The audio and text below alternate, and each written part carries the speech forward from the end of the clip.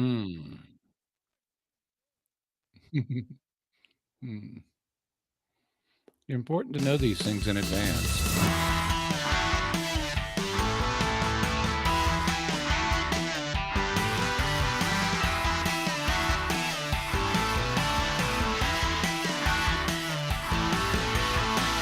Hello and welcome to Catholic Answers Live. I'm Cy Kellett, your host. Thanks for being here with us on this Thursday afternoon. It's open forum, 2 hours of open forum with Jimmy Akin.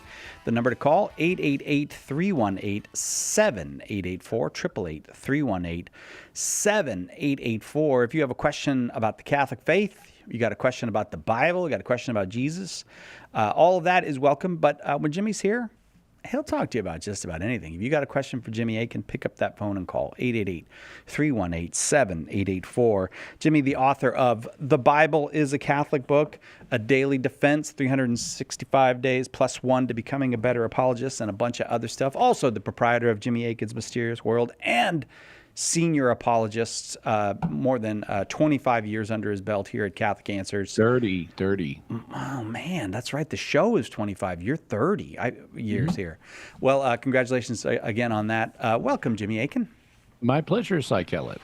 And what's dropping tomorrow on Jimmy Akin's Mysterious World? We're going to be looking at flying snakes. So that's right. it's a cryptid hunt. Flying snakes are discussed by a variety of figures in the ancient world, including the Greek historian Herodotus, who actually said he saw a big pile of their bones. And they're also mentioned by the prophet Isaiah and others as well. So we're going to be talking about flying snakes and what could be behind the reports of them.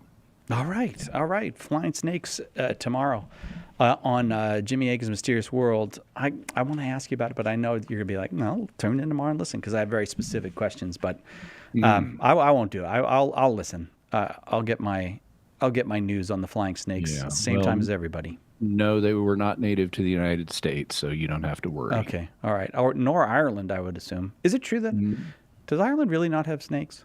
Does it? Well, that's what they say. I've never actually looked to check. No. But maybe. All right. Again, 888-318-7884. The number. Open forum means open, and that means you can call. You don't have to worry. Right now you don't have to worry about holding anybody up because there's 3 lines open. But whatever your question, we would love to take it. 888-318-7884.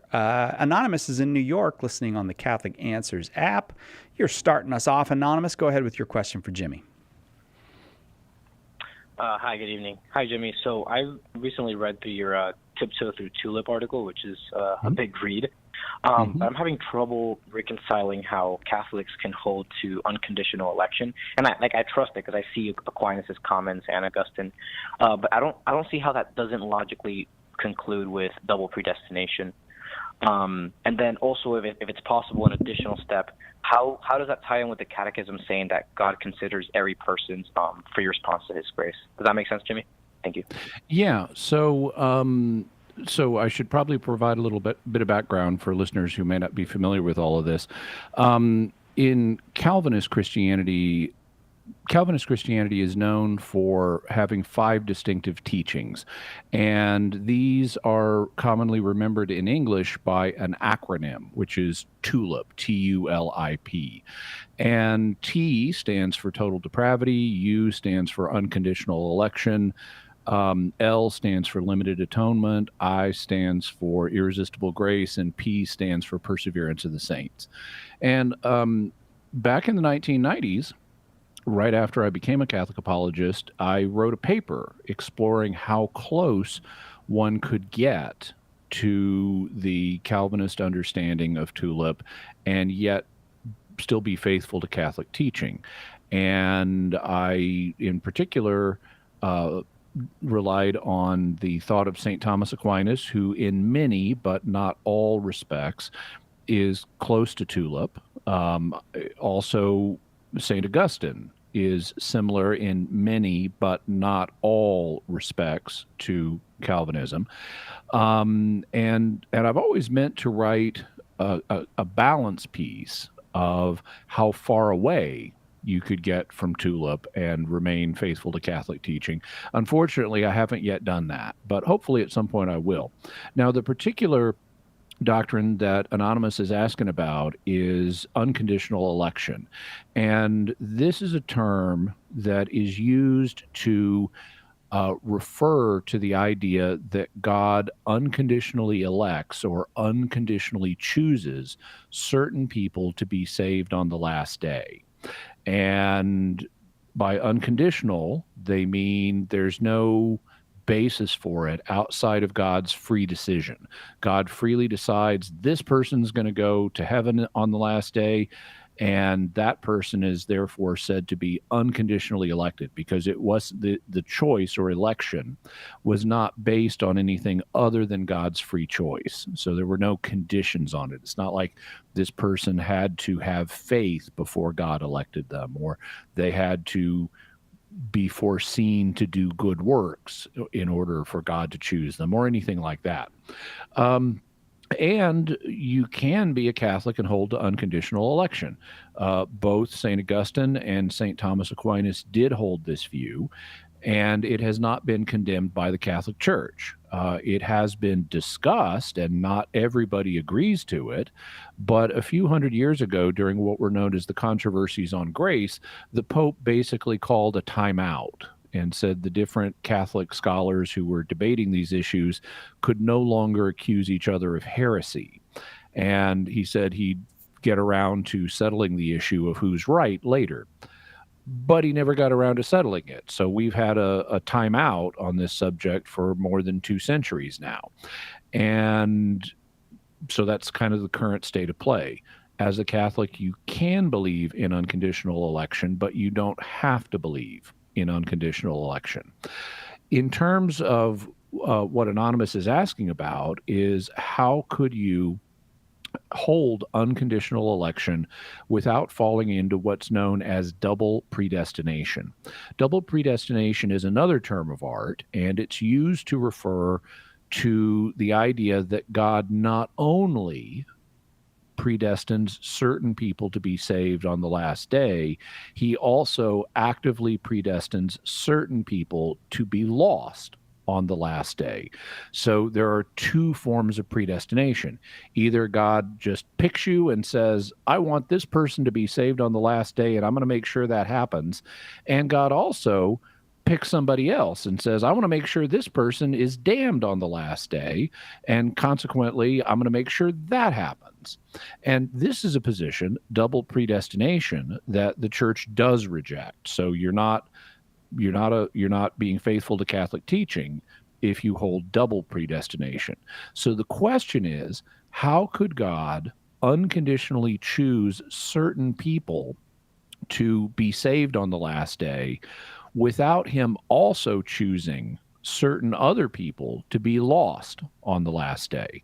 And there's a standard answer to this, including in some Calvinist circles, which is that there's a difference in the mode of predestination between the 2 parties. According to this view, what happens is God actively chooses certain people to be saved, but he does not actively choose other people to be damned. He merely passes over those people.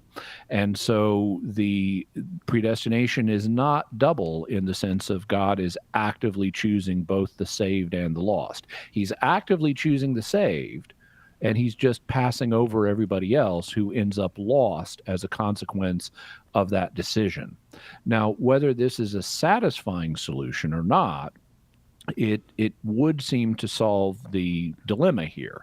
However, many people would look at it and say, I don't think this is a good solution. It seems to me that this is, even though there is a distinction here between actively saving some people and passively losing other people, it still all boils down to a choice that God made. And so even if you're saying he's not actively choosing who's going to get damned, he's passively choosing who's going to get damned. And so a lot of people would not find this a promising solution.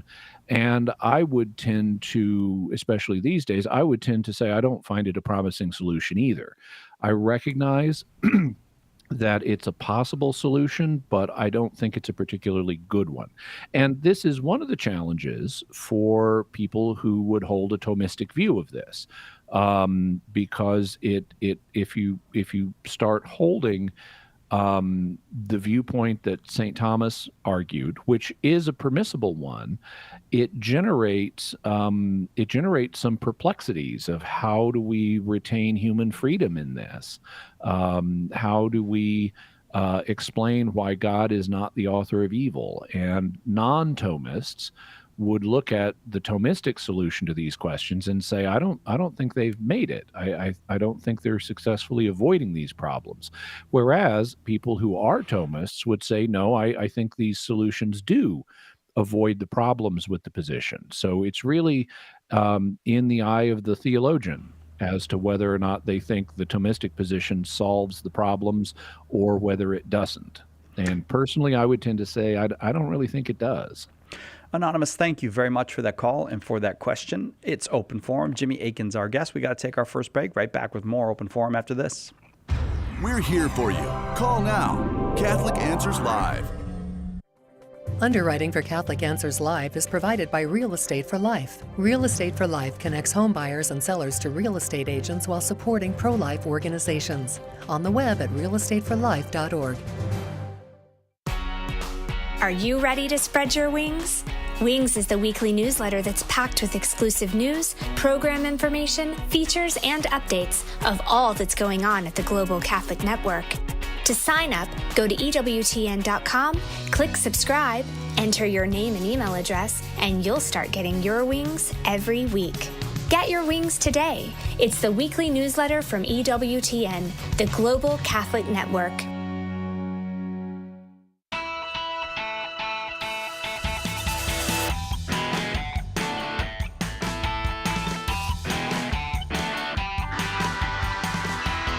Welcome back to Catholic Answers Live. It's Open Forum. Jimmy Akin is our guest, and your call is welcome. 888-318-7884. Richard is in Santa Paula, California, listening on the app, the Catholic Answers app. Richard, thanks for downloading the app onto your phone. Go ahead with your question for Jimmy. Hey, Jimmy. The question is in regards to the Old Testament, from Genesis onwards in regards to the number of wives that God allowed, and it came up in our CIA class, and so the curiosity is, why did God allow, multiple wives?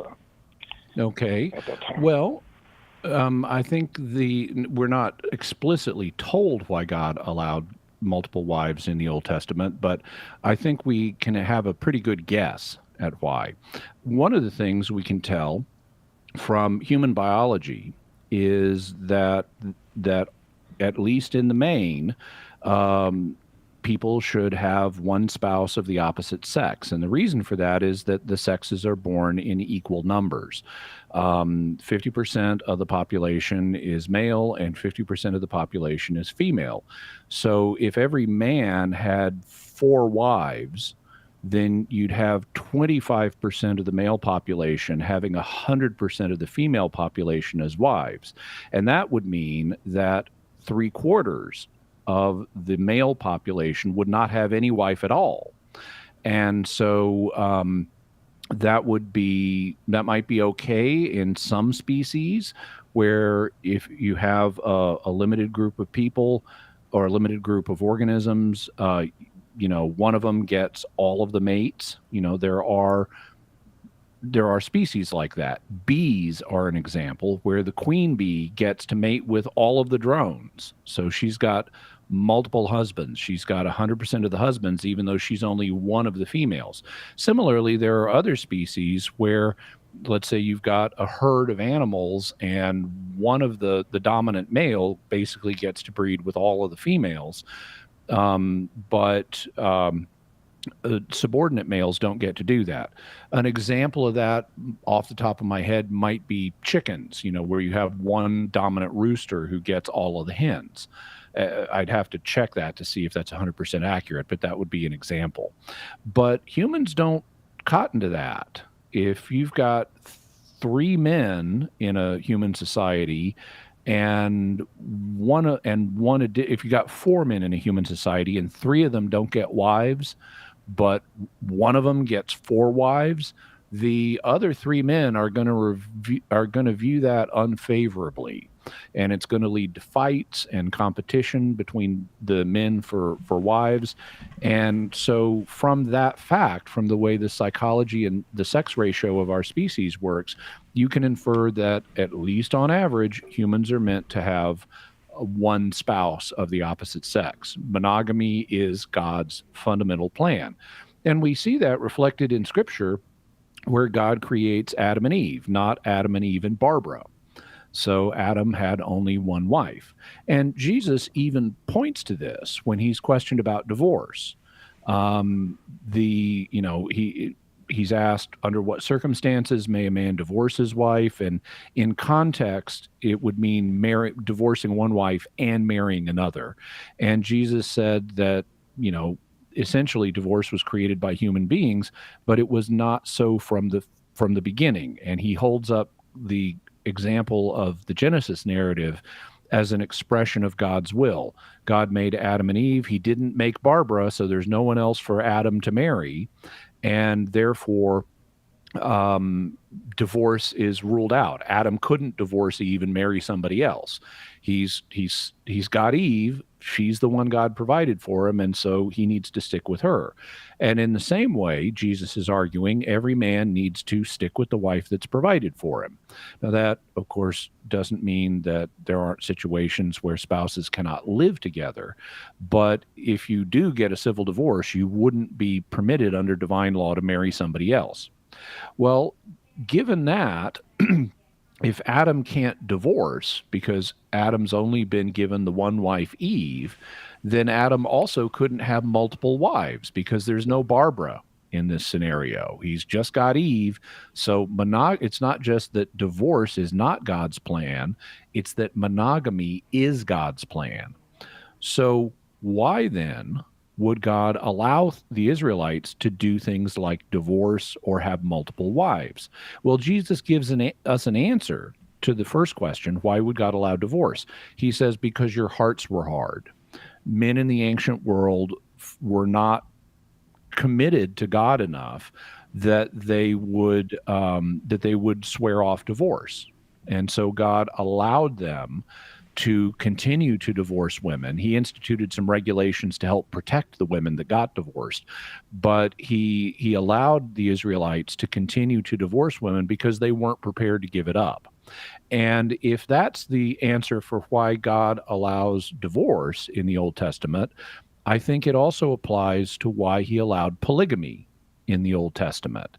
The principles are the same in both cases. God made Adam and Eve, not Adam and Eve and Barbara. From that, you can infer that God allowed divorce because the Israelites' hearts were hard. And I think you can legitimately infer from that God allowed polygamy because the Israelites' hearts were hard. They lived in an ancient Near Eastern culture where polygamy was permitted, and they weren't prepared to give it up. So God tolerated it for a time. Then when Jesus came, Jesus revealed the fullness of God's will, which allows for neither divorce, with the right to remarry, or polygamy. And so I think that even though we're not explicitly told why God allowed polygamy in the Old Testament, I think that based on the principles that Jesus articulates, we have a very good guess that the reason is because the Israelites' hearts were hard and they simply weren't prepared to give up polygamy, just like they weren't prepared to give up divorce. Richard, thank you. Thank you very, very much. All the lines full. On we go. Austin's in New York, watching on YouTube. Austin, thank you for the call. Go ahead with your question for Jimmy. Hello. So my question is, if good is convertible with being, and evil is a privation of good, then how can evil be anything at all? And if evil is a privation of good, then it seems like it has no purpose or meaning. So okay, so according to people who use this form of analysis, where they say good is a privation of, being and goodness are convertible and evil is a privation of good, they will bite the bullet and say, well, therefore evil is not a thing. Evil is something that we can talk about, but it's not like it has an independent reality. I'm going to use a fancy word here. The word is ontological, and it means what's ultimately real. It's a synonym for metaphysics. So they would say evil is not ultimately a thing. It's not metaphysically real. It's not ontologically real. It's a quality, or it's a description that we use to describe the quality of lacking something that is needed. And so it's evil, properly speaking, would be a lack, something that doesn't exist, rather than something that has its own independent reality. It's kind of like the hole in a donut. If you have a donut, and Psychellid, I'm sure you can speak to this with your expertise, but if you have a donut and it's got a hole in the middle of it, the hole is not an independent thing. It's not like there's an object. If you took away the rest of the donut, then there would be a hole sitting there. Let's say you ate it. I've done this experiment. Yeah. I've taken away a whole donut, no hole left. And you don't have a hole left over. So the hole is not a thing, but that doesn't mean we can't still talk about the hole in a donut. Obviously we can, because we've just been doing it. But what the hole is a lack of something good, namely some sweet dough in the center that the donut doesn't have. And evil is kind of the same way. It's like a donut hole, but it's a lack rather than something that positively exists on its own. As to the second question, if evil is a privation, what purpose does it have? Well, maybe we can use the model of a donut to help explain that. I actually don't know if there's a structural reason why donuts have holes. It may have been that they were easier to fashion that way. For example, now I do know that originally donuts did not have the modern round shape. Instead, they were like a twisted piece of bread and one of dough. And one of the advantages of that was it made them easy to turn as you were frying them. In fact, they even would turn themselves. And I remember an incident, I think it was in the Little House on the Prairie novels, or books, which are actually loosely autobiographical. They're actually have novelistic aspects. They're not literal truth in all cases.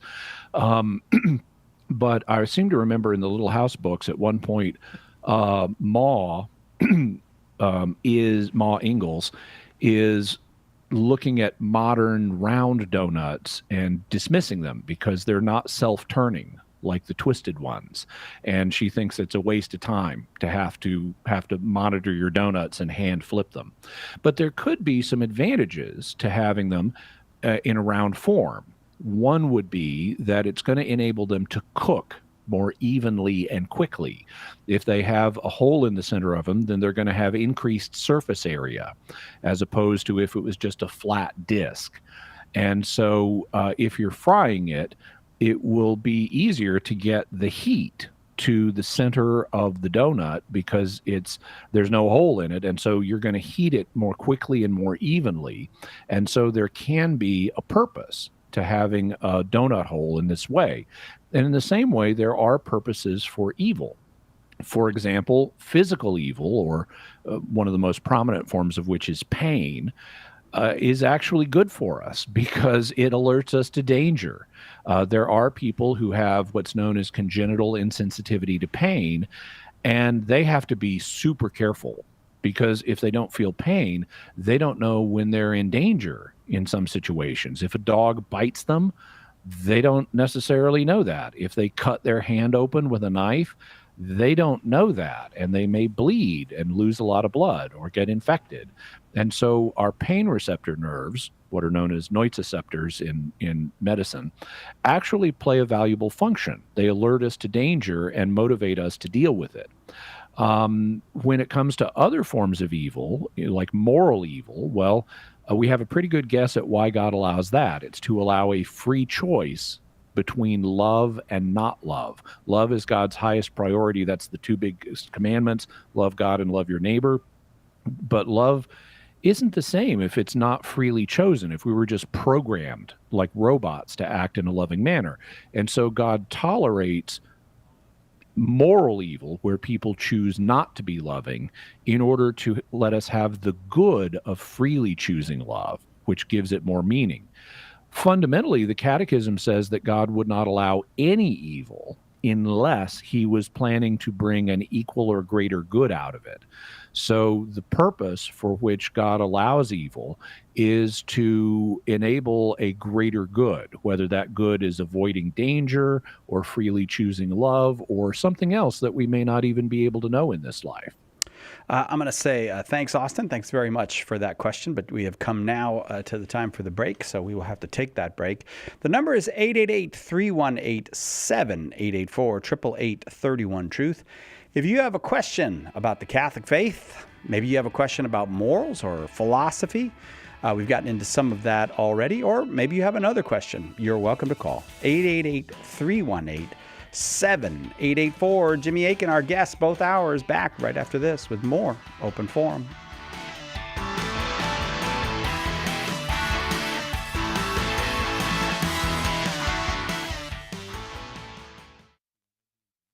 Excitement is building for Catholic Answers Annual Apologetics Conference, I Believe in God. There's still time to join us September 21st through 24th in sunny San Diego as we welcome Scott Hahn and an all-star lineup of speakers, as well as your favorite Catholic Answers apologists. Join us for a conference that is sure to ignite, encourage, and inform your faith. Seats are still available, but they're going fast. Visit CatholicAnswersConference.com or call 888-291-8000. If you're not a Bible scholar, the full message of how the Sunday Mass readings fit together can be tough to comprehend. Apologist Carlo Broussard is here to help. Join Carlo every Friday for the Sunday Catholic Word podcast. In each episode, he unpacks the scripture readings for that Sunday and brings them all together so you can better understand and defend the faith. Visit SundayCatholicWord.com to subscribe. That's SundayCatholicWord.com. What if the voice of your deepest doubts about Catholicism rose up in the form of a human being and challenged you to defend your most foundational beliefs? That's the task apologist Trent Horn took upon himself in his new book, Devil's Advocate, a dialogue with his own best objections against the faith that he professes and defends. You can stand up against your doubts, and Trent will show you how. Pick up your copy of Devil's Advocate today at shop.catholic.com or at a good Catholic bookstore near you. Our Lord needs articulate defenders of the truth to spread the joy of the Catholic faith. Catholic Answers Monthly Giving Club, Society 315, helps you fulfill the call in 1 Peter 3:15 to always be prepared to make a defense for the hope that is in you. For as little as $10 a month, you'll help Catholics grow in faith, bring lapsed Catholics home, and lead non-Catholics to the truth. Go to casociety315.com and join today. This is Dr. David Anders. Are your friends or family discouraging you from becoming Catholic? We can help on Call to Communion tomorrow at 2 p.m. Eastern. Now, back to Catholic Answers Live.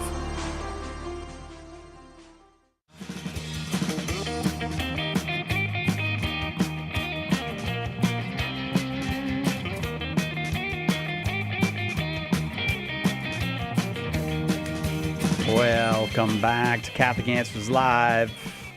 There's a little Thursday groovy music for you. Jimmy Akin, our guest. It's Open Forum, and lines have been staying pretty full. Let me check the lines right now and let you know if there's lines open. Not at the moment, but keep trying. 888-318-7884. Lines do open up. Becky is in Morgantown, West Virginia, listening on Light of Life Radio. Becky, welcome. Go ahead with your question for Jimmy. Jimmy, thanks for taking my call. I have an elderly friend that was admitted to the hospital with many problems, and so they have decided to take all support off of him and just give him pain meds. My question is, he's been in this state since Monday. I think the family we all expected him to go rather soon. That hasn't happened. He seems to somewhat know us, not opening his eyes or speaking, but grinning or squeezing our hand.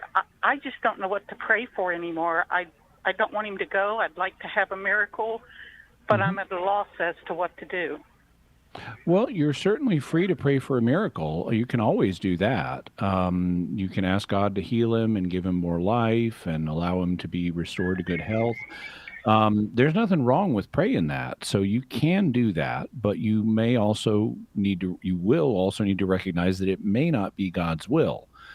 As a fallback, you can also pray for a smooth passing for him, that he'll be able to pass on peacefully and free of pain and be able to make progress quickly towards God in the afterlife. And if you don't know which of those is best for him, you can leave it up to God. You can say, Heavenly Father, please give my friend whatever help he needs, whatever will be best. If that's a miracle, I'd love it to be a miracle. If it's not a miracle, if that's not what's best for him, then I would ask you to help make his passing easy and gentle and bring him to you swiftly. And so, since we don't know what to pray for, we can leave that up to God. We can, sketch out the possibilities that occur to us, and we can express a preference for what our preference would be. But since we ultimately don't know what's best in a situation, we can and should, leave that up to God.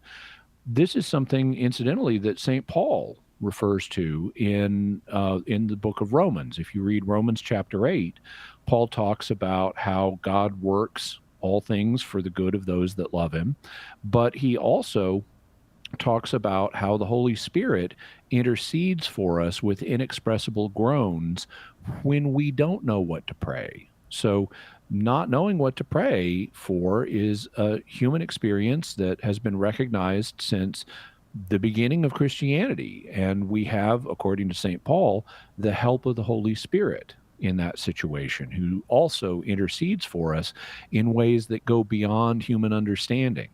So you can call upon the Holy Spirit and ask for him to intercede for your friend along with you and to provide whatever form of help and assistance your friend most needs at this time. Thank you very much, Jimmy. That softens my heart and helps me a great deal. Good. And we'll also ask all the listeners to pray both for your friend and for you and your friend's family and for everyone in similar situations. Thank you, Jimmy. Thank you. Thank you, Becky. Thank you very much for the call. We'll go now to Pauline in Round Top, Montana, listening on the Catholic Answers app. Pauline, thank you for the call. Go ahead with your question for Jimmy. Yes, thanks for taking my call. I appreciate it. I am a spiritually gifted Catholic, and I feel like I have not really had support from the church or direction on what I should or should not be doing. I have two grandchildren that are also gifted, and I would love to see more support for them as they grow up than I feel I got myself. I know the church doesn't have an official stance on this. I've looked every place that I possibly can, but why is that we don't have help? Well, there are human limitations, and the church wants to help people in all the ways it can, but it's subject to human limitations. We all have, limited amounts of time, and more importantly, we have limited amounts of information. And there are places in the church that help people cultivate their spiritual gifts and exercise their spiritual gifts, regardless of what those are. It's just a question of finding one. And there may or may not be some in your area. There may be some that you just haven't come into contact with. There may not be. There certainly are groups that, could work with you or your grandchildren at a distance, because today we're blessed to have telecommunications that enable us to communicate over great distances. And there are groups to help. If you don't mind my asking, what sort of spiritual gifts do you display? Well, I see angels. A lot of times I see angels in different places. As an 8-year-old child, I lost one of my best friends. Her sister was expecting, and I just loved her to pieces, and she died in childbirth. And this this was my very first funeral, and I went to the funeral, and I was arguing with my dad. I wanted to go up and say goodbye to her, and he did not think that was a grand idea. And as her mother walked over, she appeared beside her mother and said, "No, sweetheart, you stay here, and you remember me like this. I'm okay." Uh-huh. And I found that very comforting. Uh-huh. Yeah, and this was just one of a number of experiences like this that you've had? Yes, I have. Okay. I have actually had premonitions that have come true. When I met my husband, I heard a voice that said, "This is your husband," and I was most unhappy because I didn't care for the friend that introduced him, and I thought he was probably like him. But we've been married for 50 years, happily raising our family Catholic, and but I've had lots of things like that happen to me. I've also, if I go to I'm not fond of going to battlegrounds or museums because sometimes there are spirits attached to things, and I see those. Okay. Well, these are experiences that some people have. Not everybody has them, but they do occur. They're reported, fairly commonly. Actually, people don't realize how common these types of experiences are. The ones that you've described could all be explained in terms of what's known as an apparition. An apparition is where a departed spirit appears in some manner, and that could be a visible appearance. It could be an audible appearance, like when you heard the voice, and it could be both, where you both saw your friend and heard her. And there are, situations where people who are not yet with God, they're in the afterlife, but they're still being purified. They may, as part of that purification process, still be located in, or manifesting, appearing in a battlefield or a museum or something like that. And that's been reported down through Christian history in Catholic circles. As in terms of how to deal with this, there are different approaches.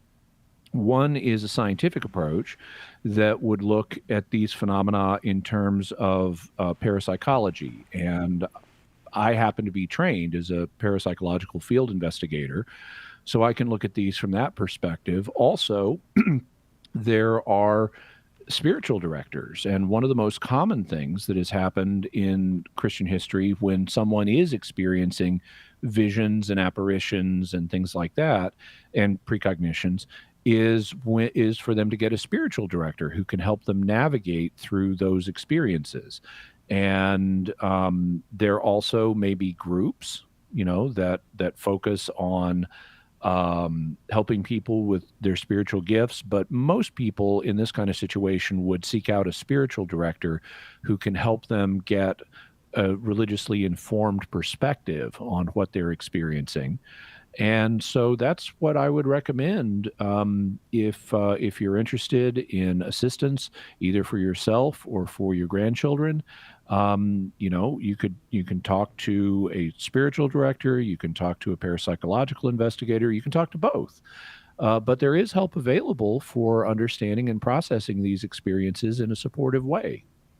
And we'll leave it there, Pauline. Thank you very much for the call. I got to take another break, but thank you. In fact, Pauline, if you'd like to talk to me further, give me an email. My email is jimmy@catholic.com. Again, thank you, Pauline. We're right back with more Open Forum on Catholic Answers Live. Hello, this is Archbishop Salvatore Cordileone of San Francisco. Keep your dial tuned to Catholic Answers Live. In Morse code, the sequence SOS is a distress call. It's been said that it stands for Save Our Souls. Well, right now our world is in big trouble, and we're putting out an SOS call for help. Will you answer that call? St. Paul Street Evangelization, a Catholic nonprofit, has hundreds of teams who share the good news with souls who don't know Jesus. Catholic Answers is supported in part by St. Paul Street Evangelization. Visit streetevangelization.com to get involved. Divine Intimacy Radio. The greatest joy in my life is helping others to come to know Christ more fully.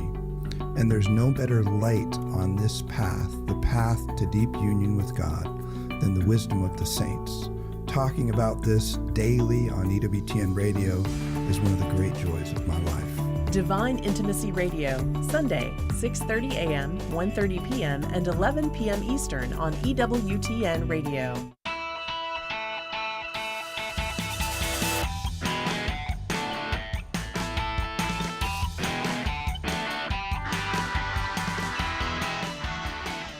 Welcome back to Catholic Answers Live. I'm Cy Kellett, your host. Jimmy Aiken is our guest, and it is open forum. If you've got a question, you're welcome to call 888-318-7884, 888-31-TRUTH. Up next is Carlos up in Canada, listening on Catholic.com. That's our website, Catholic.com. Carlos, thank you very much for the call. Go ahead with your question for Jimmy. Thank you. Yeah, so I had a question regarding a very regrettable incident that seems to be on the news regarding Bishop Michael Olson from the Diocese of Fort Worth and a Carmelite monastery with the prioress.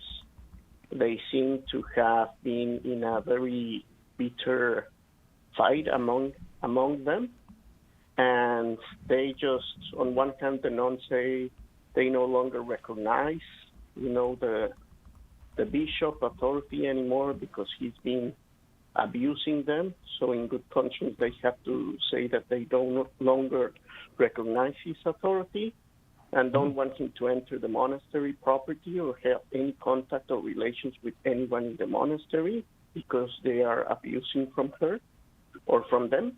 And then the bishop says that what the nuns have done, issuing a public statement rejecting his authority as diocese bishop and pontifical commissioner, they may have incurred upon herself latae sentiate, I hope that's correct.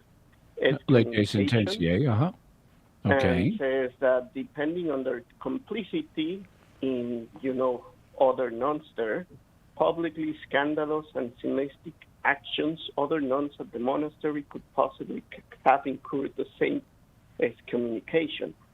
So my question is not so much who is right or not, because obviously we don't know and there's an ongoing investigation, but is it in principle possible for monastery nuns to do this? And can the bishop say, okay, if you don't recognize me, then this is what happens? Okay, so I should probably clarify a term for listeners who may not be familiar with it. You mentioned the term latae sentiae excommunication. And so excommunication is a censure. It's that the church imposes for certain kinds of ecclesiastical crimes. It doesn't mean you're not a Catholic anymore, but it does mean that you are suffering under certain limitations. Canonically, such that you, for example, cannot receive the sacraments and you can't legitimately exercise authority and a few other things like that. And there are two ways that a person can incur excommunication. One is the one you mentioned. It's known as latae sentiae excommunication. And you can translate that into English effectively. This is not a literal translation, but an effective translation for that is automatic. So merely by committing the crime under certain circumstances, you automatically excommunicate yourself.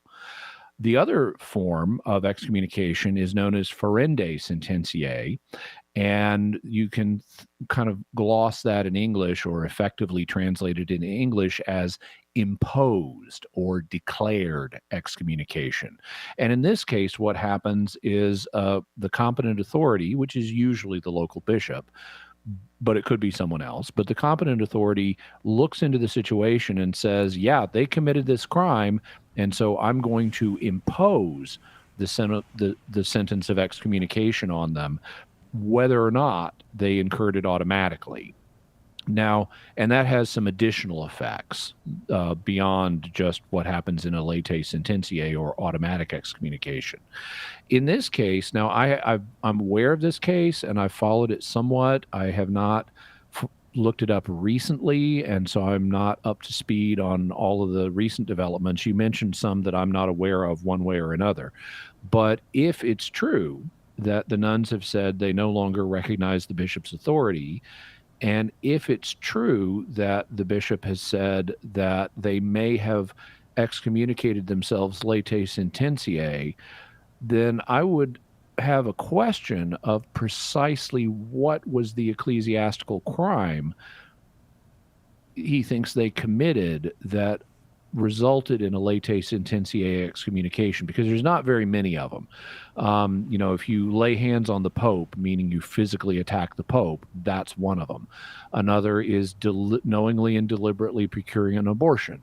Another is, taking the sacred species of the consecrated host or the precious blood in order to desecrate them.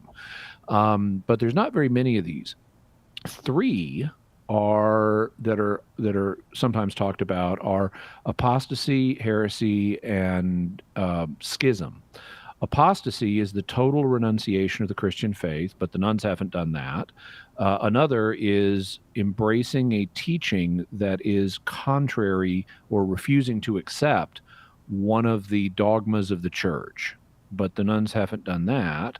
Another is saying, and schism is refusing submission to the Roman pontiff or refusing communion with those who are in communion with the Roman pontiff. But the nuns haven't refused submission to the Roman pontiff, not in any direct way. Neither have they refused communion with those who are in communion with the Pope. Now, of course, the bishop is in communion with the Pope, but saying, I don't recognize his authority is not the same thing as saying, I refuse communion with him. You can recognize, you can be in communion with someone who doesn't have any authority over you. Like Psychelet. I'm in communion with Psychelet, yes, but Psychelet does not have authority over me. So that shows us you can be in communion with someone without being in submission to their authority. I would suppose that what the bishop might be thinking of, since he has been appointed the apostolic, I forget the term, whether it's administrator or delegate, to deal with this situation, but he's been appointed by the Holy See to deal with this situation.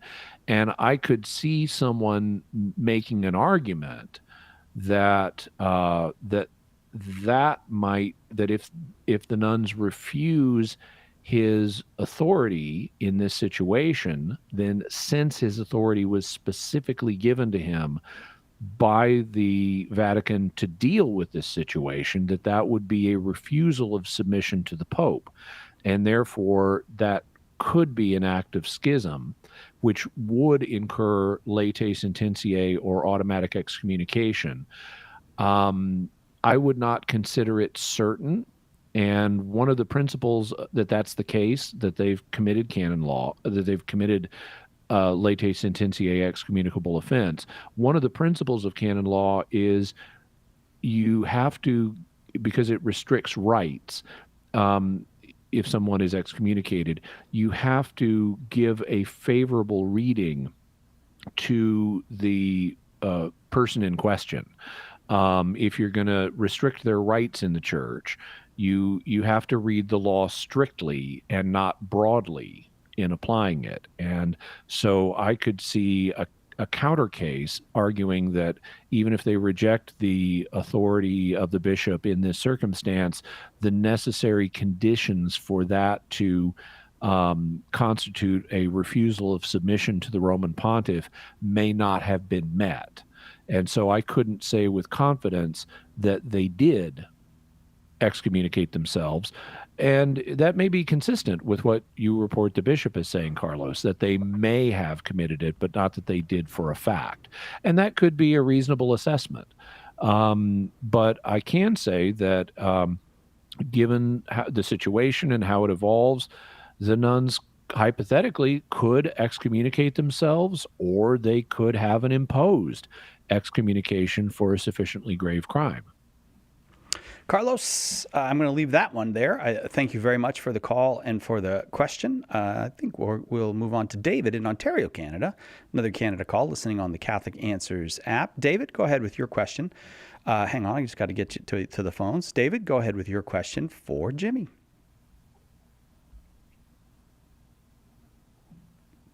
I really appreciate it. I just had a question for Jimmy. What is your best defense for the existence of purgatory when you're speaking with some of our Protestant friends?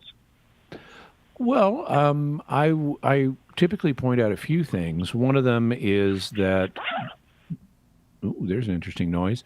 One of them is that even though they don't recognize the book of Second Maccabees as canonical, Second Maccabees does endorse the practice of praying for the departed. And that implies that our prayers can help the departed in some way, which implies some kind of process in the afterlife where there can be remaining effects of sin. Now, our Protestant friends don't recognize Second Maccabees as canonical, but they do recognize it as a book that was written by Jews before the time of Christ. And so that shows us that the principles of purgatory just being a modern name for this post-mortem purification from the consequences of sin, it shows us that the idea of purgatory is there in the Judeo-Christian faith even prior to the time of Christ. And it's still in Judaism. Jewish people still pray for their departed loved ones. And the practice just continued in the Christian community as well, because it was already there before the time of Christ. St. Paul in 1 Corinthians 3 alludes to a situation where everyone's works are going to be tested by fire. And if the works survive this fire, then the person will receive a reward. But if the person's works are consumed, the person will still be saved. So we're not talking about the damned here. It's the saved. The person will still be saved, but it will be like escaping through flames. Well, Psychelet, is escaping through flames fun? I don't want to do it. Yeah, well, it's better than not escaping, but right. But it's still not fun. And so this would indicate that even for saved believers, there can be a process in the afterlife that is not entirely fun, but that some people are going to go through on their way to their final state. And that 1 Corinthians is recognized by Protestants as canonical. I also would point out that in Christianity, prayer for the dead, which implies, again, it implies that our prayers can help them in some way. So it implies the existence of a process after death where we can help people, is universal in Christianity, except in the Protestant community. So what you see is it's in Judaism, it's in Catholicism, it's in Eastern Orthodoxy, it's in Oriental Orthodoxy, it's everywhere except in the Protestant community. And that would give Protestants a reason to rethink their position on this issue.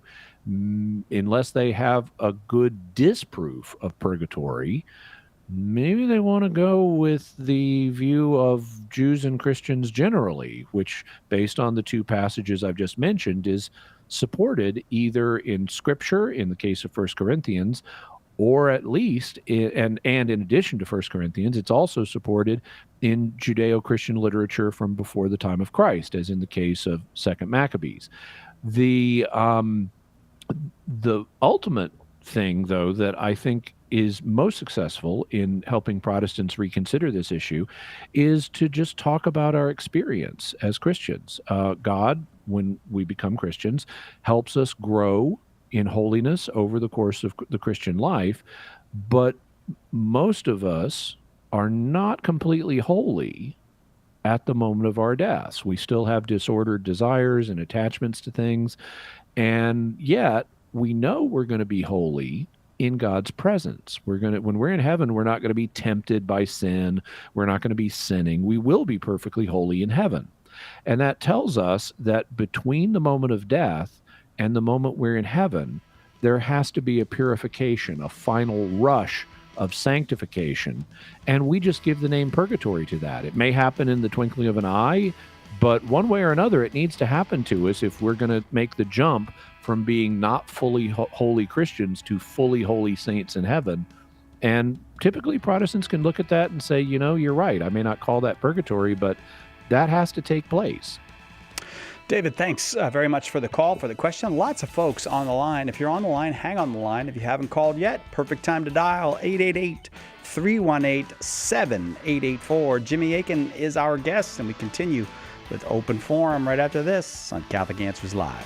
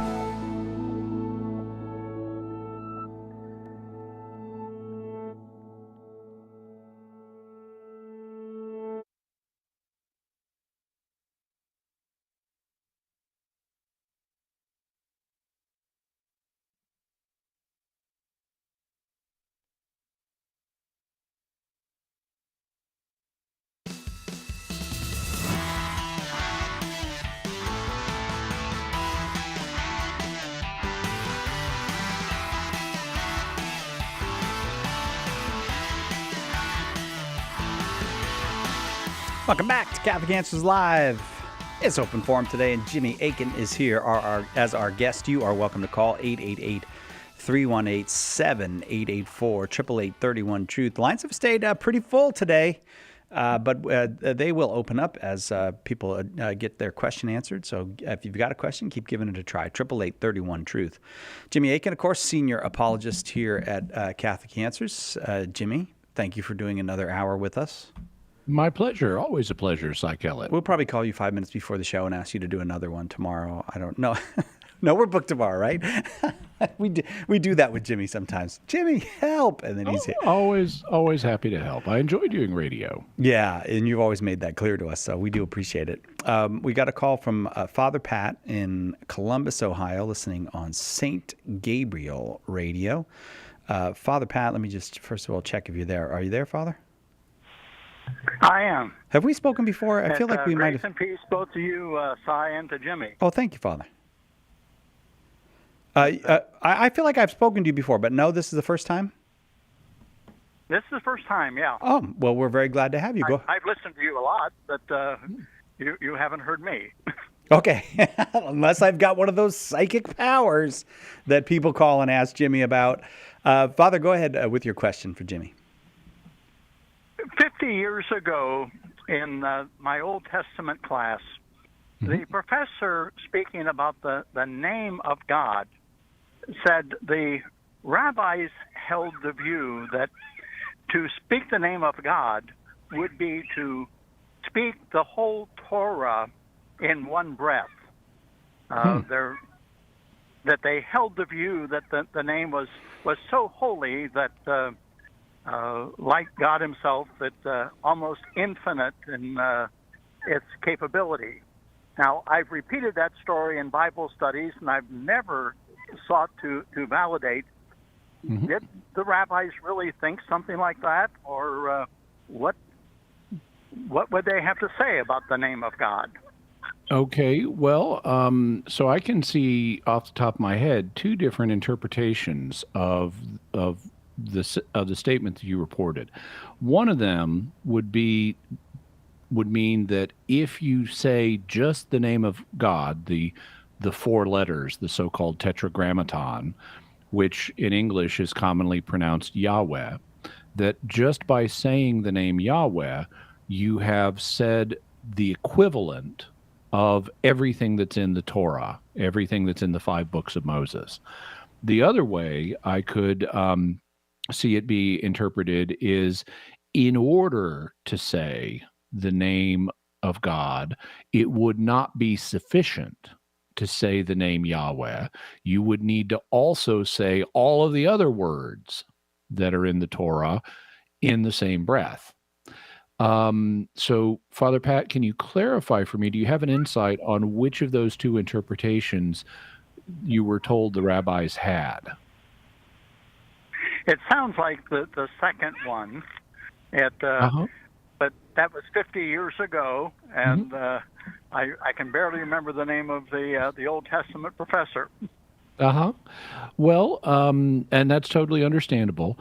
What I can tell you is I have not encountered this claim before, and that doesn't mean it's not an accurate claim, because Judaism has a 3,000-year history. Now, the rabbis only go back to, say the 1st century, although even then they weren't always called rabbis.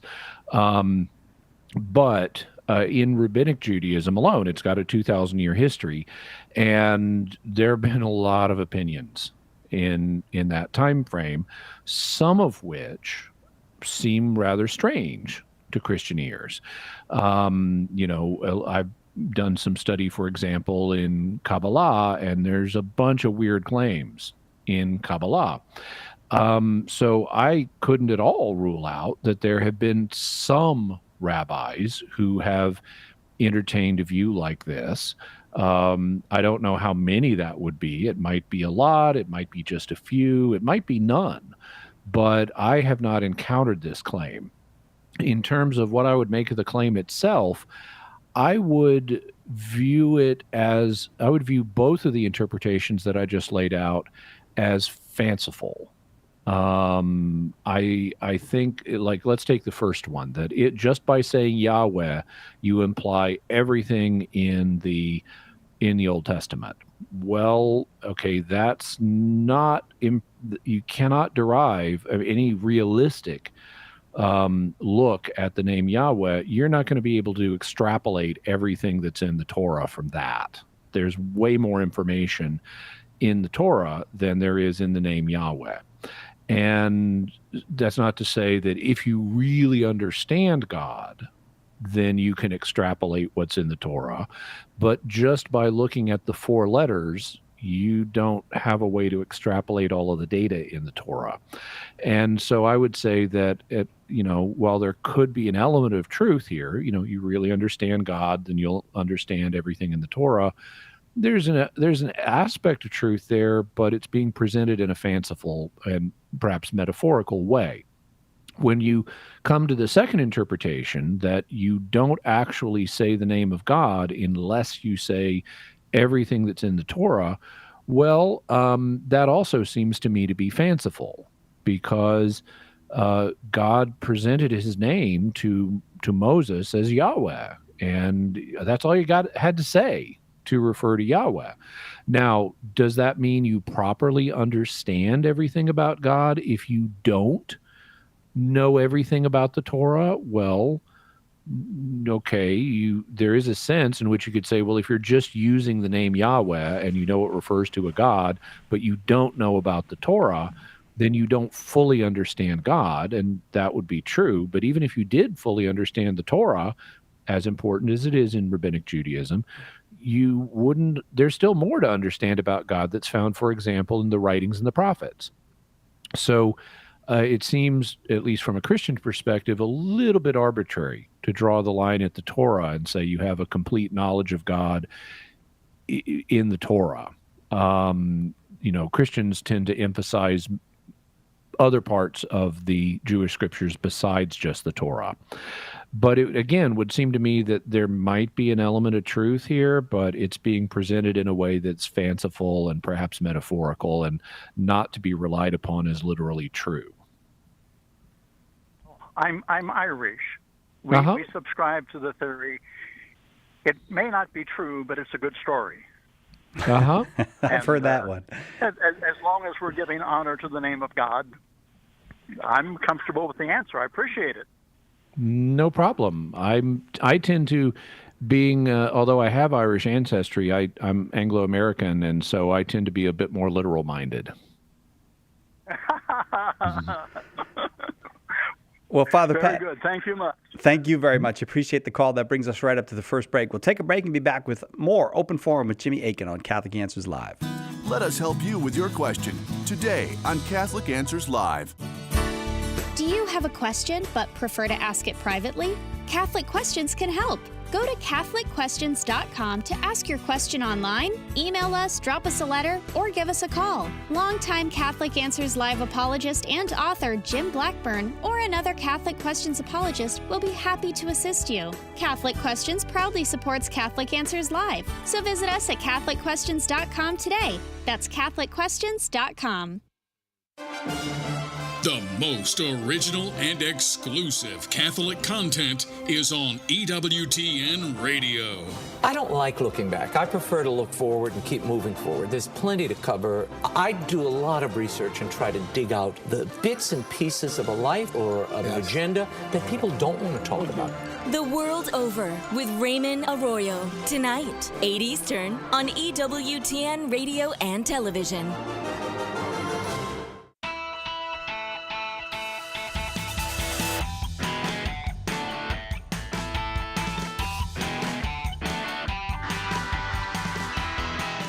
Welcome back to Catholic Answers Live. A lot of calls from up north today, and we continue up north with Buffalo, New York. Theodore's in Buffalo, New York, watching on YouTube. Jimmy Akin's our guest. Theodore, go ahead with your question for Jimmy. Hi, guys. Thanks for your time. I just got done taking a Bible class through school, and we had to read a book through the Christian scholar N.T. Wright.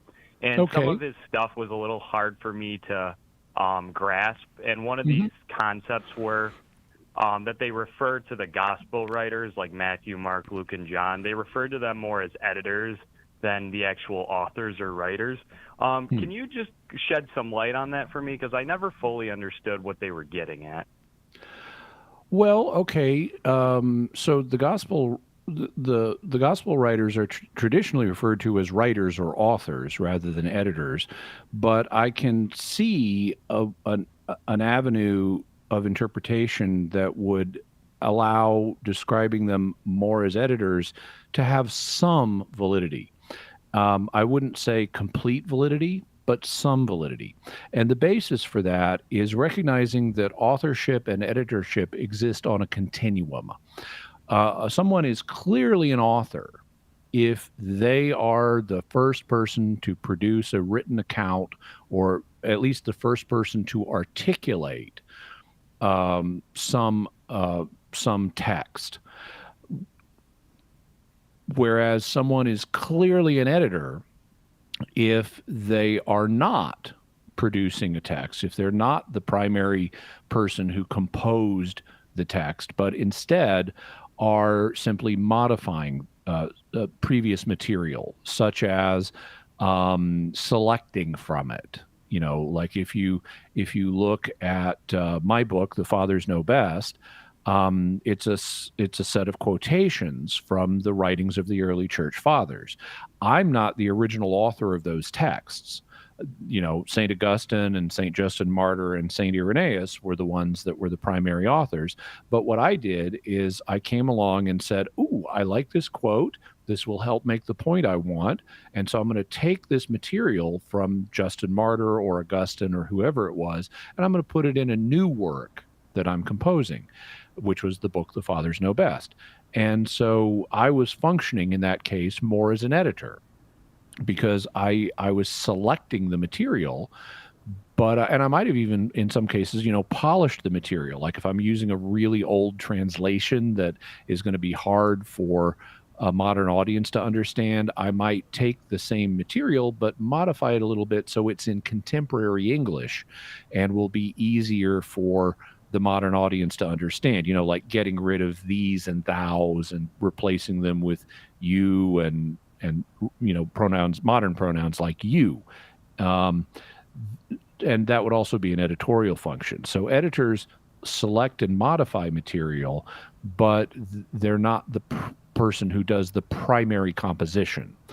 I also then, though, when I published The Fathers Know Best, I added introductions. And for the introductions, I did compose those. You know, I wrote backgrounds on here's who these fathers are, here's when they lived, here's where they lived, here's what you should, you know, some general background on them. And that I was authoring. So really, in writing The Fathers Know Best, I functioned both as an editor when I was adapting material from the fathers, and also as an author when I was writing brand new material for the first time. So what did the authors of the four Gospels do? Well, it's clear that there's a literary relationship among the four Gospels, and in particular, there is a strong literary relationship between what are called the Synoptic Gospels, Matthew, Mark, and Luke. And the standard scholarly opinion, and I think this is right based on my review of the evidence, is that Mark was written first, and then Matthew and Luke came along and selected material from Mark to include in their own Gospels. So that's an editorial function. And in the process, they also modified that material. One of the things they did was shorten Mark's accounts. So they pruned them a little bit to make them more concise, and they also improved Mark's Greek style. Mark famously, for example, uses the word idou, which means behold, or actually the word I want is he uses the word, and I'm sorry, I'm blanking on it at the moment, but he uses the Greek equivalent of immediately over and over again. Immediately this happened, and immediately that happened, and immediately this third thing happened. And that repetition of the word over and over again is not good Greek style. And so Matthew and Luke tended to drop it. So they may take an account from Mark of, let's say, a healing, and they're going to shorten it a little bit, and then they're going to polish the style a little bit, and those are also editorial functions. So in borrowing material from Mark, and I would also propose that Matthew borrowed material from Luke, then they were functioning primarily as editors in that, rather than authors as composers of a text for the first time. But there's still other material in Matthew and Luke that's not in Mark. So where did that material come from? Well, the answer is that it came from tradition. There were stories about Jesus that were circulating in the early Christian community, and Matthew and Luke just picked which stories they wanted to include in their Gospels. And that's an editorial function, but authors pick what material they're going to include too. So did Matthew and Luke really, were they serving as the primary composers of this material? And the answer, at least in some cases, may be no. One of the things that the British scholar Richard Bauckham has noted is that some of the characters in the Gospels are named and other characters are not. Like, for example, Jairus.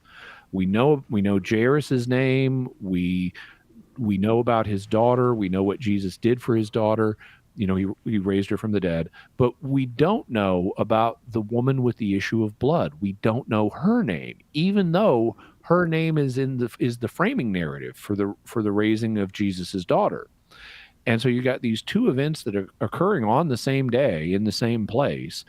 We know the name of Jairus, but we don't know the name of the woman with the issue of blood.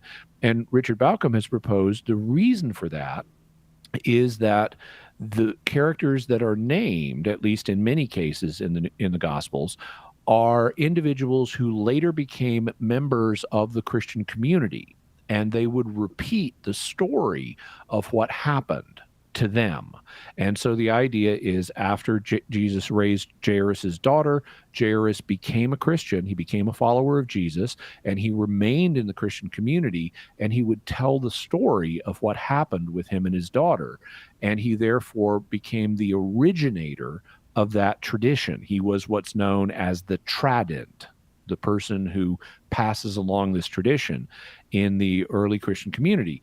And if that theory is accurate, then for various, but I should say, but we don't know the name of the woman with the issue of blood because she wasn't an ongoing member of the Christian community. Maybe she died quickly thereafter, and so people forgot her name, and it was Jairus whose name got remembered. In any event, if this theory is true, that the named characters are individuals who are the tradents of the material, then you could argue that really what the gospel writers are doing is serving as editors for these traditions, that the tradition of Jairus and his daughter was circulating in the early church, and the evangelists selected it and maybe polished it a little bit, but fundamentally they're relying on a tradition that Jairus would repeat. And so they would be functioning as editors of that tradition rather than authors or composers of that tradition. When we look at Mark, we have something similar because Mark, according to the information we have, is based on the preaching of Peter. And so everything that's in Mark, as far as one would suppose, is based on traditions that Peter was passing on. And so Peter could be conceived of as the primary author of these traditions, and Mark as effectively Peter's editor. So there is a sense in which you could view the evangelists to a significant degree as editors, and that has validity to it, but I don't think it has complete validity.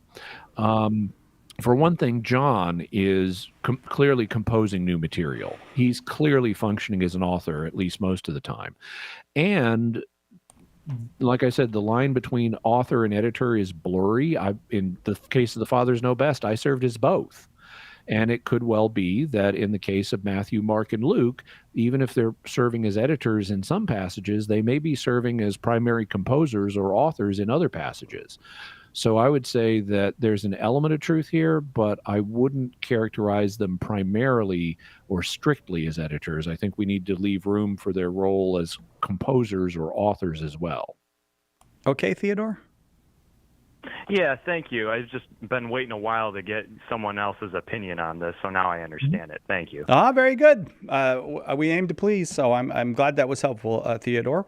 Let's go to Daniel in Maryland, watching on YouTube. Daniel, thank you very much for your call. Go ahead with your question for Jimmy. Hey guys, thank you for taking my call. I think it's kind of funny. I think my question was actually answered a few questions ago, but I was reading through some councils, and I keep coming across the word anathema.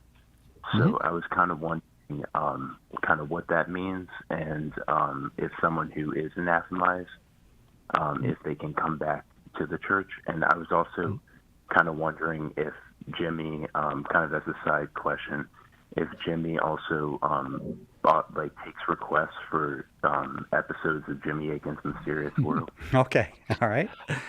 Okay, so answer to the first question, yes, I do take requests, but I can't promise when I'm going to get to them because I've got like 2,000 items on the list.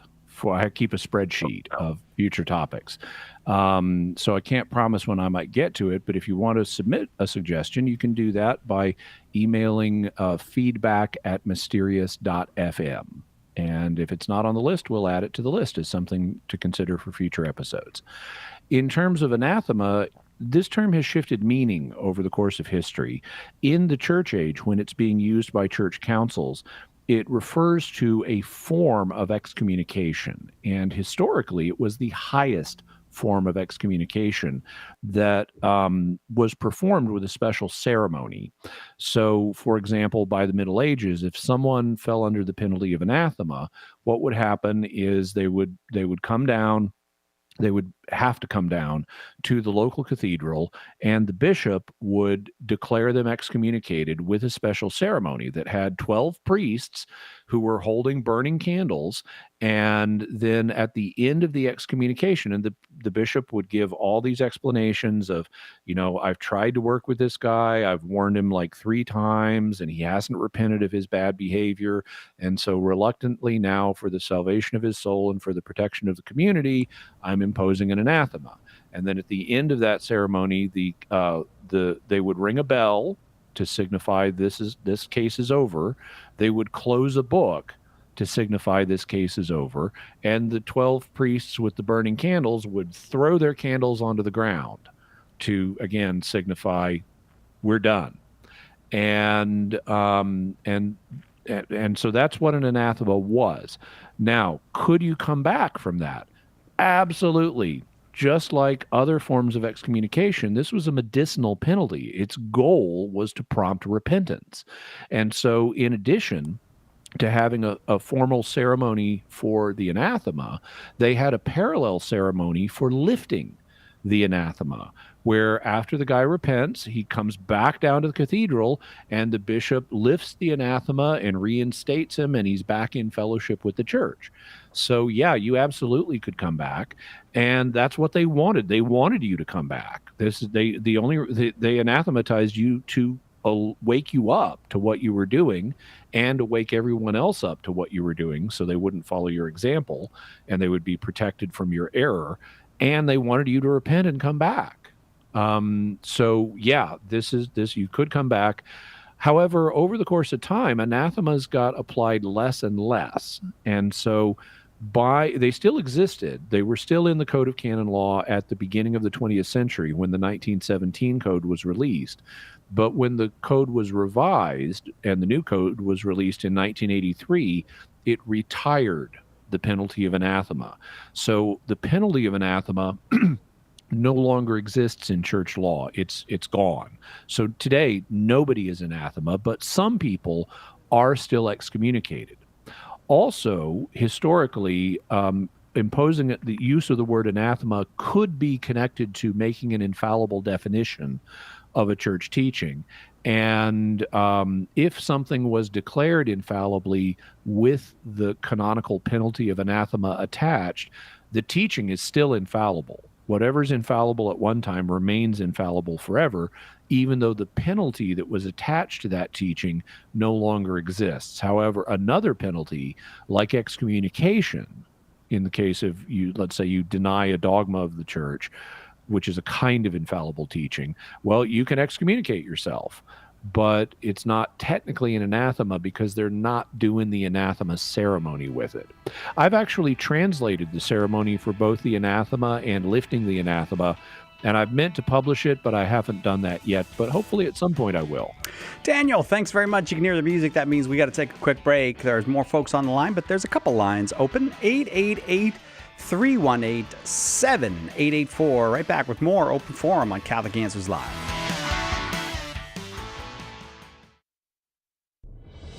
When the resurrected Jesus appeared to disciples on the road to Emmaus, they didn't recognize him until the breaking of the bread. The same is true today. In the Holy Eucharist, we really meet Jesus. In The Eucharist is Really Jesus, author Joe Heschmeyer explains how knowing Jesus in the Eucharist is the key to understanding all of Christian faith. Order your copy of The Eucharist is Really Jesus today at shop.catholic.com or get it at a good Catholic bookstore. Our Lord needs articulate defenders of the truth to spread the joy of the Catholic faith. Catholic Answers Monthly Giving Club, Society 315, helps you fulfill the call in 1 Peter 3:15 to always be prepared to make a defense for the hope that is in you. For as little as $10 a month, you'll help Catholics grow in faith, bring lapsed Catholics home, and lead non-Catholics to the truth. Go to casociety315.com and join today. Is relativism dead? It sure seems dead. Each day, new moral demands are made, and they are presented to us as absolutes. Everything, from transgender ideology to physician-assisted suicide, is presented as a moral good that all right-thinking people must accept. But Catholic Answers' own Carlo Broussard says look deeper, and you will see today's moralism is just relativism dressed up in new clothes. Carlo's eye-opening book, The New Relativism, shines a light on how the sacred moral teachings of this age cover up a deep denial of moral truth. Order your copy of The New Relativism today at shop.catholic.com and be prepared to defend the truth against aggressive relativism. The New Relativism at shop.catholic.com or ask for it at a good Catholic bookstore near you. This is Dr. David Anders. Are your friends or family discouraging you from becoming Catholic? We can help on Call to Communion tomorrow at 2 p.m. Eastern. Now, back to Catholic Answers Live.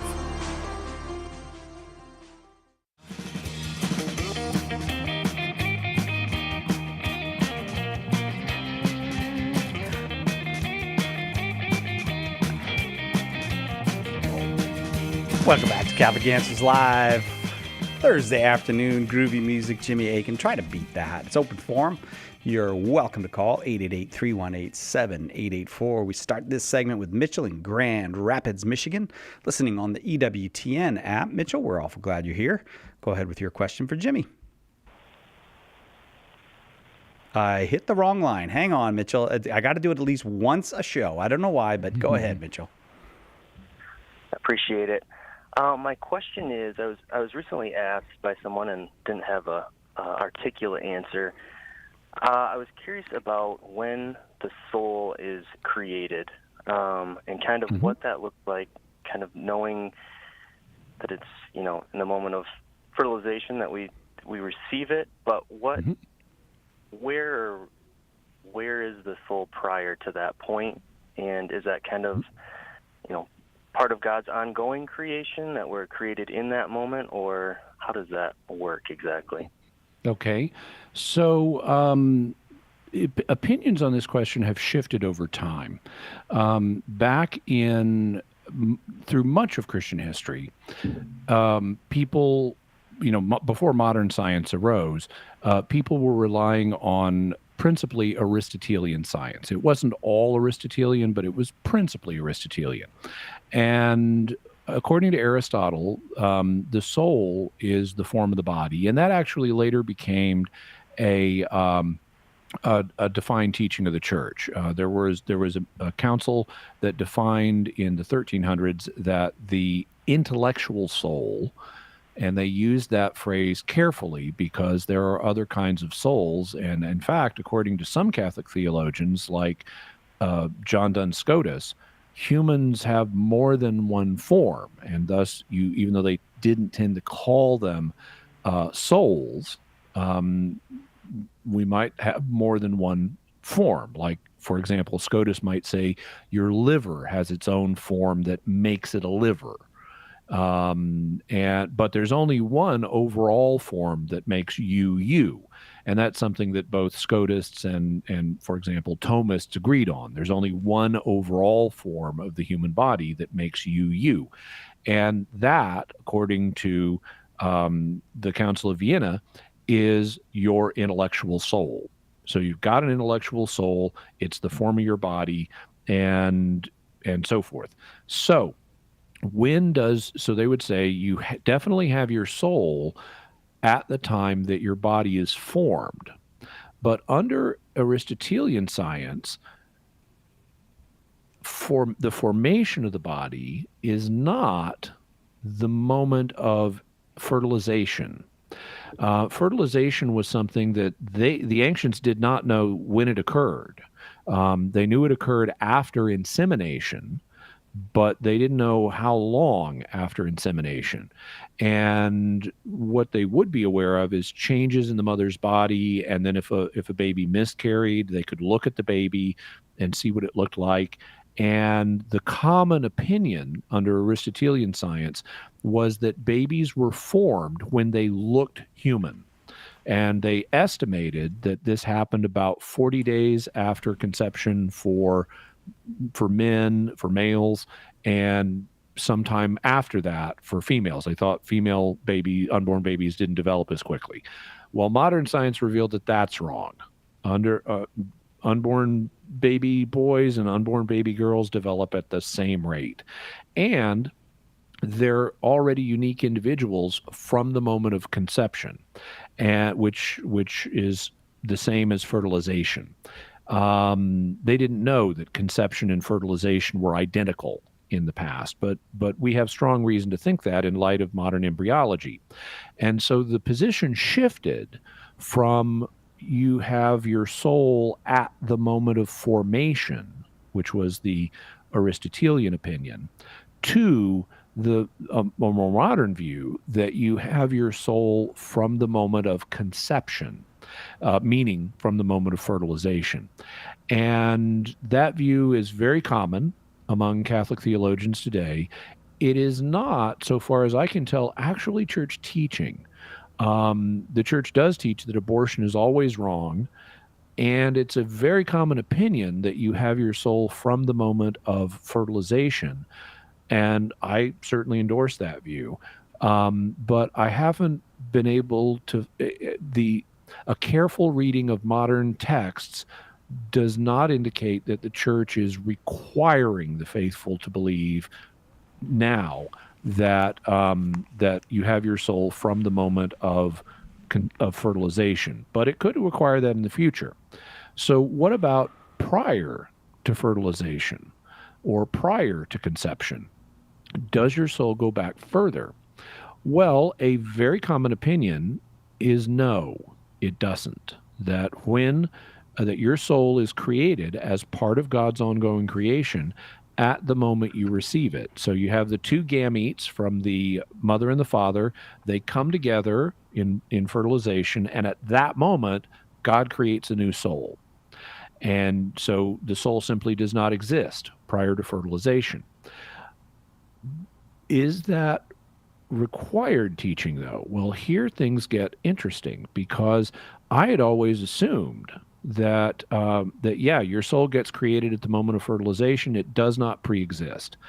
And I would have tried to justify that by pointing to opinions that were held by some in the early church, most notably by a figure named Origen, who lived in the 2nd and 3rd centuries. And Origen taught the pre-existence of the soul. He thought your soul existed before conception, and his views were condemned. Well, recently I was preparing a script for an episode of Mysterious World that has been recorded but is not out yet. It's on announcing dreams, and it's going to come out, I believe, in October. And in researching that, I said, okay, so let's go look up the condemnation of Origen and his views. And so I did, and there are a couple, I made a couple of discoveries. The first one, these condemnations were not infallible. They were by local councils, and they did not use the needed language or be by the needed people for infallible. So that raises a question about, are these actually binding now? Because the church has not repeated these condemnations in centuries, and they were only by local councils. And so if something's by a local council and it is not repeated in centuries, you can argue it's no longer binding. That what it's done, since the magisterium has not been renewing this non-infallible teaching, it's fallen into desuetude. And there are other examples of teachings like that, where there was a fallible teaching, a non-infallible teaching, that was taught for a while, then it fell into desuetude, and then it was later announced, you don't got to believe that anymore.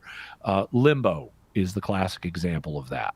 That used to be a non-infallible church teaching, and it fell into desuetude, and other ways of looking at the question arose. And a few years ago, it was announced that, yeah, you're not really bound to that teaching anymore.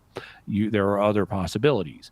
And so that raised a question in my mind about, is this even a still binding teaching, or could you believe in pre-existence of the soul?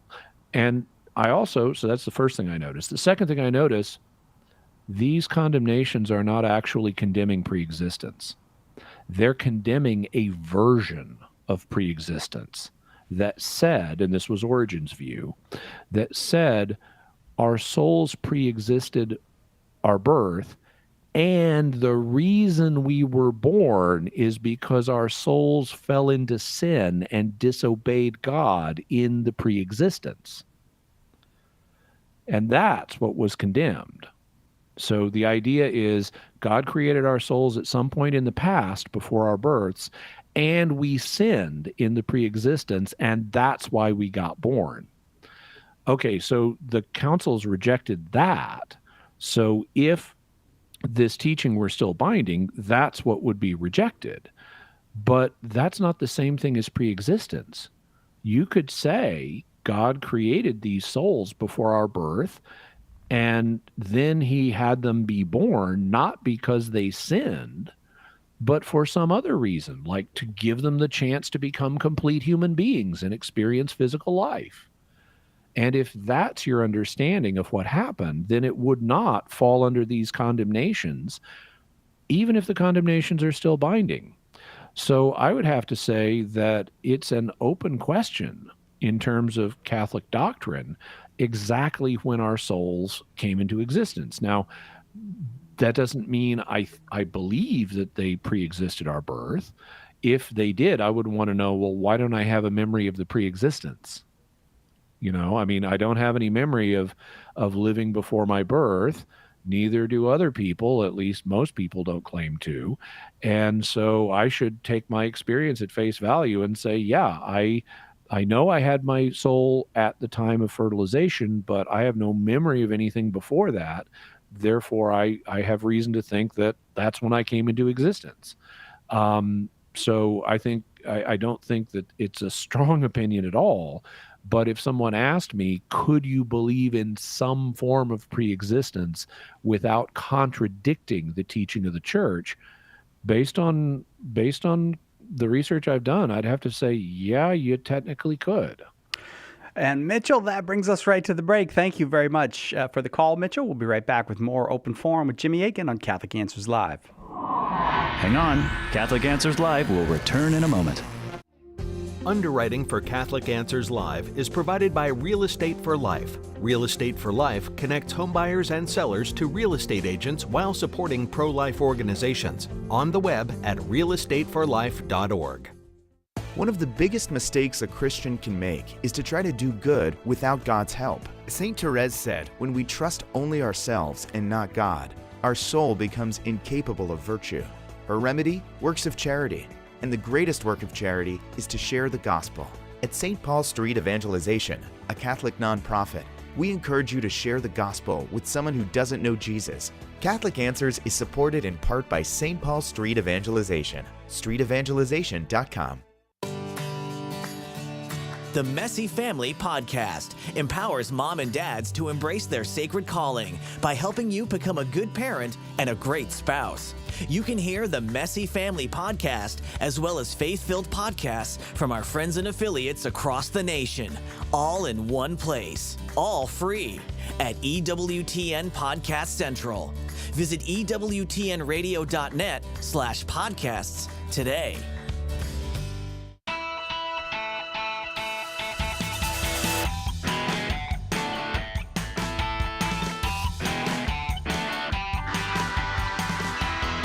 Welcome back to Catholic Answers Live. Jimmy Akin is our guest. And I just want to say a quick congratulations to a longtime member of the EWTN radio family, Holy Family Radio, serving Harrisburg and Lancaster, Pennsylvania, and Stuart, Florida. They're celebrating their 12th year with the EWTN family. Congratulations to Joe Nebestinsky and his team at WHYF, from all of us here at Catholic Answers, from the whole EWTN family. And now we go to Jody in Iowa, listening on the Rock. Jody, we're awful glad you're here. Go ahead with your question for Jimmy. Hi, thank you for taking my call. My question tonight is about who compiled the books of the Bible, and just let me give you some background. I did, Google it, but there are standards that went on in the 300s AD to determine what books were acceptable, and I always viewed that effort as a Catholic effort, and so that's one part of my question, and I know that the Protestants don't include 7 books in their Bible, but aren't they really leveraging a Catholic, structure? Okay, Jody. Yeah, so Jody, this topic comes up all the time here on Catholic Answers Live, and I'll give you a brief answer to it now, but what I want to do is arrange for Cy to send you a copy of my book, The Bible is a Catholic Book, because it deals with exactly this issue. And so after we get done with your on-air question, just hang on the line, and you can give your address, and we'll send you a copy of The Bible is a Catholic Book, and you can get all kinds of detail on this. So the answer is that after the time of Christ, the apostles passed on certain books to the Christian community as authoritative. These included the Hebrew Scriptures. They also included the deuterocanonical books, which are the 7 that you mentioned, and they included the books of the New Testament. But they didn't give them to the church in a list form. And they didn't say, here's a list of all the books. And so the church was using these books, but there were fuzzy boundaries. And that applied to both the Old and the New Testament. There were certain books that everybody agreed that's Scripture. For example, everybody agreed the 5 books of Moses, every Orthodox Christian, agreed that the 5 books of Moses belong in Scripture. And everyone agreed that the 4 Gospels belong in Scripture. But there were other books that not everybody was certain about. For example, the Song of Solomon is a love poem. And so it wasn't obvious, is this really Scripture? And so it was it fell in a category known as the anti-legomena, which is Greek for spoken against, because some people spoke against the idea that the Song of Solomon is Scripture. Similarly, you had books like Second Maccabees, which we mentioned earlier in today's show, which was not agreed to by everybody. So it also fell in this debatable category. In the New Testament, there were books like 2 Peter and 2nd and 3rd John.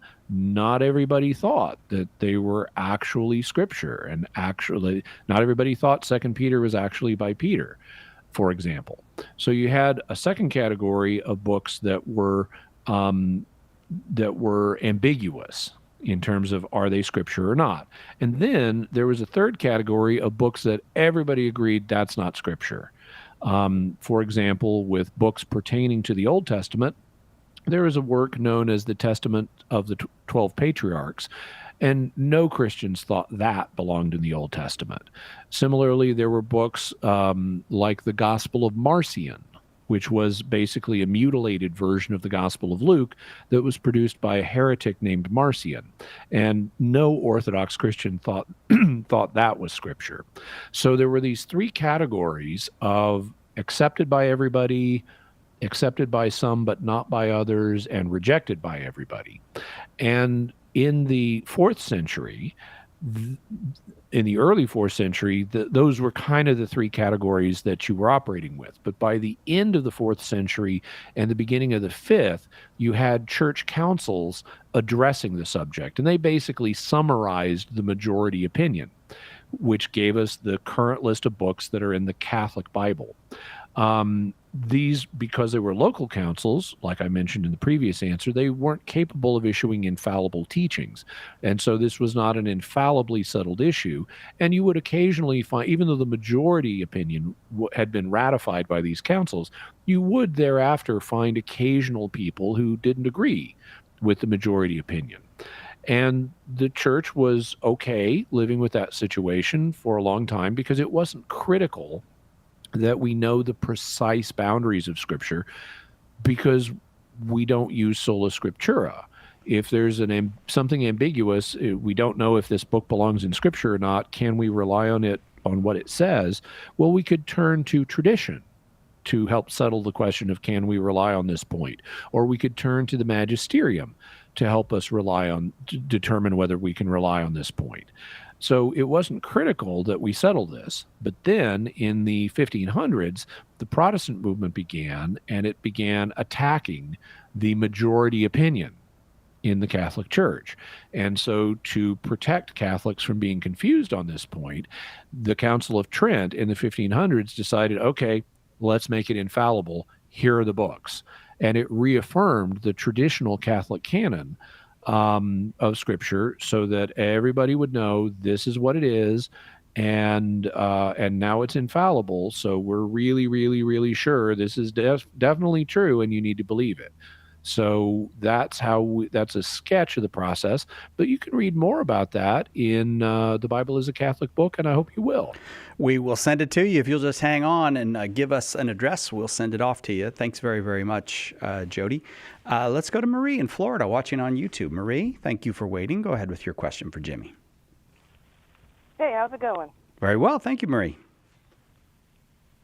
So I was watching Oppenheimer this weekend, and they touched briefly on the morality of what they were doing, and I was kind of got me. Oh, I think they touched on it quite a bit. But I was just wondering, could Christians be involved in the Manhattan Project or any sort of project like that, where you're making something that could possibly use them on civilians? I mean, it kind of seems like it goes beyond all the thought for self-defense and stuff. So just kind of wanting your 2 cents on that. Yeah, so the answer is there's going to be different opinions on this. You're going to have some thinkers who will say absolutely a Christian could be involved in preparing, in developing a weapon like the bomb, even knowing that it could be used on civilians, and you could even drop it on civilians. Then you're going to have people at the other end of the spectrum who are going to say, of course you can't be involved in a project like this because the bomb is intrinsically immoral and can never be used under any circumstances at all. Therefore, it's immoral to develop it. In terms of my opinion, it's in the middle. I agree that dropping the bomb on civilians is, without anything else affecting the situation, is intrinsically immoral. It constitutes terrorism. And it's intrinsically immoral to kill innocent people with that as your goal. But you can tolerate a side effect that is not your goal and is not a means to achieving a goal, where some civilians die. A classic example is, can you bomb a munitions factory in Nazi Germany in the dead of night So you're trying to preserve human life. There's nobody here except the night watchman. And the night watchman is an innocent. Well, given that the munitions from this factory are going to kill hundreds or thousands of people, you can tolerate the death of an innocent. You're not seeking his death. You don't want him to die. Him dying is not a means you're using to achieve some other goal. His death is a side effect that is outmatched by the good that will be done of depriving the Nazis of these munitions. And so his death is tolerable under what's known as the law of double effect. Well, the nuclear bomb is just a bigger version of what you might drop on a munitions factory. And so I can imagine scenarios where use of a nuclear weapon would be legitimate, even knowing that some civilians might die, if the target you're going after is sufficiently valuable in military terms to counterbalance the deaths that will result. So I can imagine situations where using a nuke could be legitimate. Those would be very rare situations, but I can imagine them. And I won't go into them here because we're about to run out of time on the show. So could we develop one? Could you participate in a project to develop a weapon like this that might be used on civilians, where you're deliberately targeting the civilians? Well, it's just a weapon. And so, there's no magical difference between a nuclear bomb and, say, a knife. They're very different in scale, but in terms of what you can do with them, well, they both have legitimate uses and they both have illegitimate uses. So, Sai, could you be a knife maker? Could that be morally legitimate for you to do as a Christian? Yes, I could. Yeah, you could be a knife maker. Knives have lots of good uses. You use them to prepare dinner, for example. Nukes, they've got legitimate uses too. Use them to smash an asteroid that would otherwise kill billions of people if it hits the Earth. So they have legitimate uses. They also have illegitimate uses. But in principle, since they have legitimate uses, it's in principle legitimate to develop a knife or to develop a nuclear bomb. But that's in principle. What about in practice? Well, here's where you can't, as a scientist or technician, excuse yourself just on the grounds that something is okay in principle. You have to look at what are the foreseen uses of this. If I'm a knife maker and someone hires me to make a knife, and I know with reasonable certainty they're going to use it to commit murder, I cannot make a knife for that person. And if I'm a scientist and someone hires me to make them a nuke, and I know with high degree of probability they're going to use that nuke to target civilians, I cannot make a nuke for that person. So you have to look at the situation and what knowledge is at hand and so forth. In the case of the Manhattan Project, as you saw in the movie, how it was going to be used was not certain. There were some scientists, including Oppenheimer, who were advocating a demonstration test to take an uninhabited island somewhere and detonate a nuke on it to show the Japanese what we could do if they continued prosecuting the war. And that would have spared all kinds of civilian life. And that was regarded as a live possibility, but ultimately the decision went against it. And what that means is not everybody knew that they were going to use the nukes to target civilians. There were other alternatives that were actively being discussed at the time.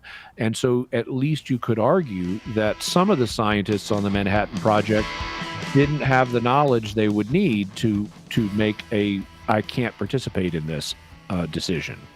Marie, thanks very, very much for the call. Thanks to everybody who called. Sorry that we left a couple unanswered, but we do appreciate the calls. And Jimmy, thank you for 2 very fine hours. Yeah, my pleasure.